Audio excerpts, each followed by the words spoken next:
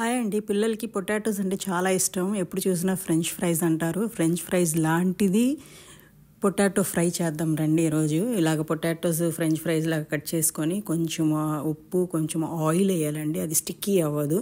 ఇంకా బాయిల్ చేయడానికి పెట్టుకోవాలి. ఆ పక్కనేమో కొంచెం చిల్లీస్లో ఒక 4-5 చిల్లీస్, 4 వెల్లుల్లిపాయలు, కొంచెం జీలకర్ర వేసి అది మిక్సీ పట్టి పెట్టుకోవాలి. ఆ తర్వాత ఉడికిందో లేదో చూసుకోవాలి. అలా ఉడకాలండి.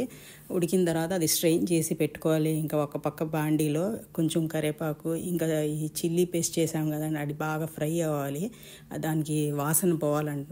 బాగా ఫ్రై చేసిన తర్వాత ఇంకా పొటాటోస్ వేసేయాలి. ఇంకా ఇలా టాస్ చేయాలండి. ఇంకా చాలా టేస్టీగా ఉండిద్దండి. ఇది మీరు పిల్లలకి కూడా పెట్టండి. ఇంకా పిల్లలు ఫ్రెంచ్ ఫ్రైస్ లాగా తినేస్తారండి. ఇది చాలా ఇష్టంగా తింటారు పిల్లలు. ఈ మధ్య సమ్మర్ కదండి, హాఫ్ డే స్కూల్స్ ఇంట్లో ఉంటున్నారు కదా, కొంచెం వేడిగా ఇలా చేసి పెట్టండి. పిల్లలు చాలా ఇష్టంగా తింటారు. ఇంకా ఇందులో స్పెషల్ ఇంగ్రీడియంట్ వేసాను నేను, ఏంటంటే మటన్ మసాలా వేసానండి. అది మటన్ టేస్ట్ రావాలని.